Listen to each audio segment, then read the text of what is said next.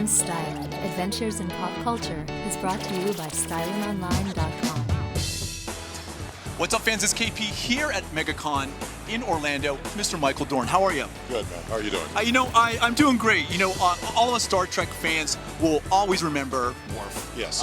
You've done such a, I'll say, brilliant job with that character. Thank you. And I think the testament to that character is the longevity and in how many instances Worf had to be there. Right? From that first show, through the movies, through everything. Worf was one of those characters that was always there. Do you have any recollections or any perception of why? It began because they took a look at the original, not the original group, but our Next Generation group. Mm-hmm. What they did in the original series was that Shatner was all these guys. Right. I mean, basically he was a diplomat, he was the angry guy, right. He was all this type of stuff, the lover and all that. And they didn't have that, and they changed it from where Picard would look around and ask for opinions. Right. And everybody would give these wonderful opinions, and oh, we should do this.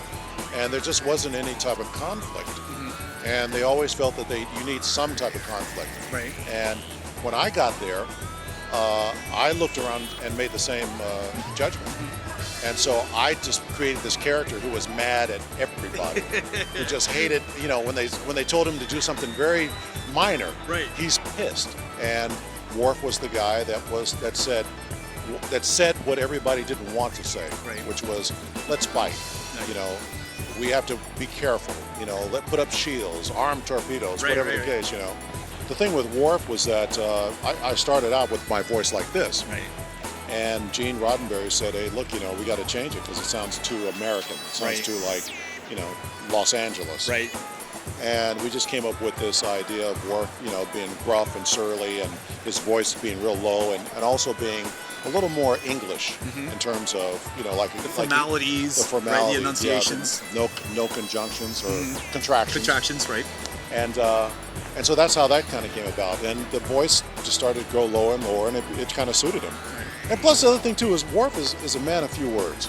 Yeah. He really isn't, he doesn't go on and on and on, big long speeches. He basically, you ask him a question, he says yes or no or I don't know. And then it became interesting because he became a comedian.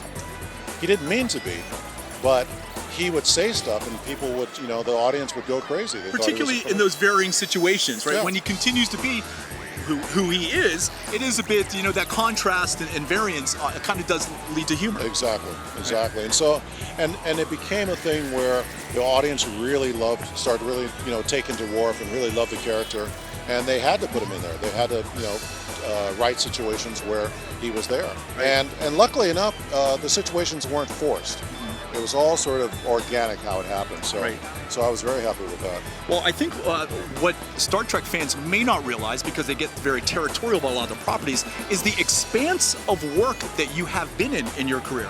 Right? A couple of the things that stood out to me, not only was it the other types of fantasy sci-fi stuff, right? There was some Superman things, there were things outside of that, but there's an awful lot of voiceover work. Yes. Right? Do you enjoy voiceover? Yeah, I do, very much. But it is a different type of acting. It's not easy, but it is a different type of acting, which I like also. From those days back early on, those first appearances on ships and things back in the day, is there one role or one of those guest appearances or some of those things that kind of stand out as notable, or you look back now and you kind of laugh? There was a couple of episodes or a couple of shows. One was called Parenthood that Robert Townsend created, and then the other one was Out All Night with Patti LaBelle and Vivica Fox. But right. The thing was that they were great shows and all that, but it was comedy.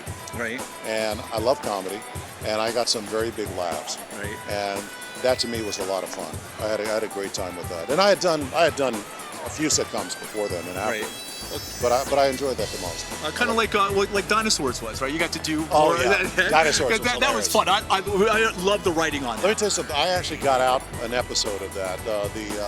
the Solomon the Great, where he cuts the child. Right.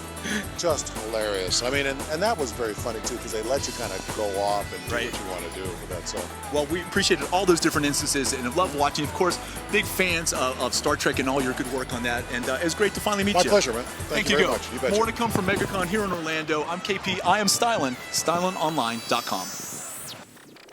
Almost like a Family Guy when you bring your character to a Family Guy. Yeah. Right. But Family Guy was. But it was always, if I can say, an applicable pissed. Yes. Right? Just picking up on this. Sorry. I was thinking Worf. I'm sorry. Hold on. 3, 2. Battlestar Galactica. Batman. Serenity. What was that? Highlander. The Empire Strikes Back. Doctor Who. Star Trek The Next Generation was my favorite. Scooby-Doo. Well, at the moment, it would be True Blood. True Blood. True Blood. I have to say True Blood, too. She-Ra. Doctor Who. Star Wars, Episode 4. Firefly, without a doubt. Buffy the Vampire Slayer. Joker, obviously. Family Guy. Good choice.